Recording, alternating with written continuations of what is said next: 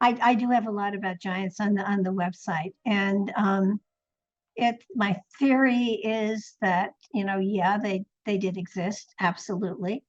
And there's been evidence of it all over this country. Of course, the Smithsonian has done its very, very best to destroy all of that evidence, but it still is around. And I think it's a part of our history, of our evolution, that is very important. I mean, giants are born today. They have a condition they call giantism, but it is in our DNA, absolutely. And if you go to the biblical definition of giants, which would be exceedingly tall, red hair, double rows of teeth, extra digits on fingers and toes.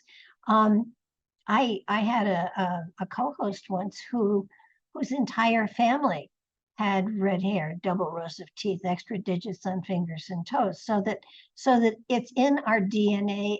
It's part of our evolution, and it's part of our evolution that I think science can't explain, so they ignore. It's the same thing with the little people. They do exist. Actually, they races of little people do exist in it's Tibet or China. They're called oh, come on, they're called the Dropa. It's a tribe of little people that basically go back. Evidence of them goes back 10,000 years. And what I find fascinating is in 1939, an archaeologist was looking around for caves to take his students in, and he found a cave that was in Turkey, China, in there someplace, and he found these dropa stones. They're circular stones. They look like records, even have a hole in the middle, and they have grooves. And there were over 700 of them. He gathered them together. They were in a museum. Somebody actually started looking at them and found that there were glyphs inside the grooves. And when they were deciphered, the glyphs basically told the story of a spaceship that had crashed, and that the people were not able to repair it, so that they were going to have to blend in with the indigenous people, and that they actually did so. And that's a great story. And everybody, who I tell it to think, yeah, right, that's just some story. But the reality is the Dropa tribe still exists in that area. They are still only about 3 feet high, and they live in the higher altitudes, and their eyes and their complexions are slightly different, so that group of quote unquote aliens are still alive on the planet at this time.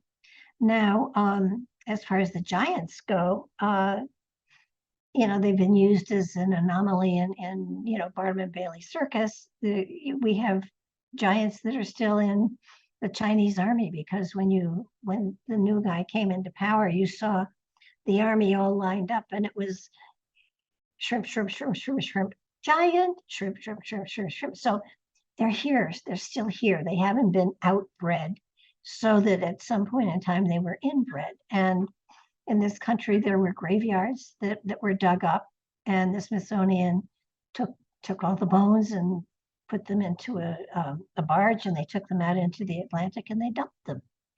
So you have bones that are still being discovered, but for some reason they can't fit them into the genetic family that goes from ape to human. So because they can't explain it, they ignore it.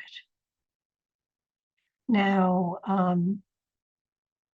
I'm of the belief system that we as Homo sapiens sapiens, we're seated on this planet as we are now.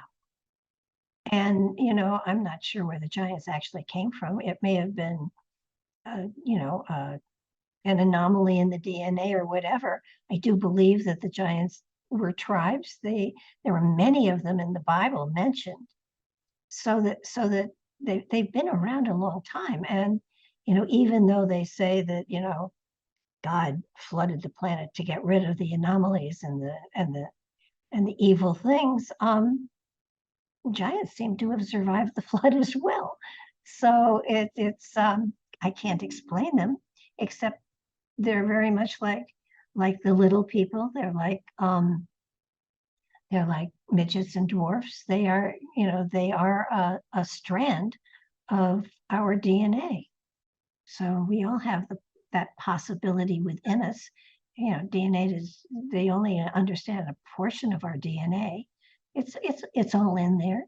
It's just that scientists haven't found them, so they don't acknowledge them yet.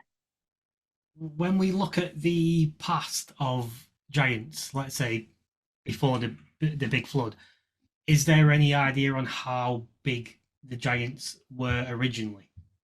Sure, they went to 12 or 15 feet.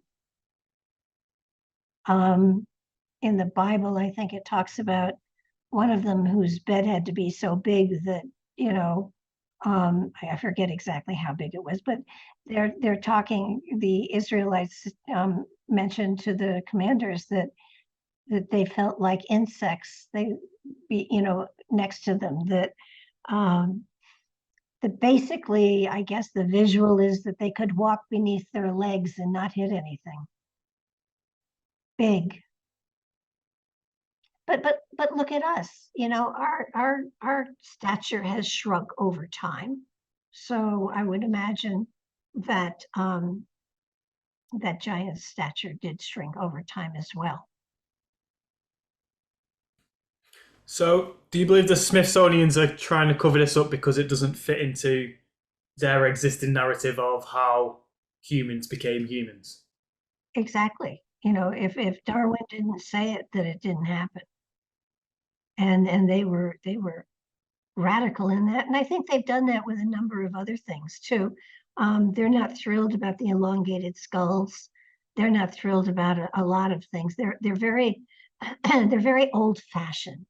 And I think that's how archaeologists up to a certain point of time, and maybe even to present, that if they don't go along with the accepted theory, they're afraid to say something because they don't want to be made a fool of if it's wrong.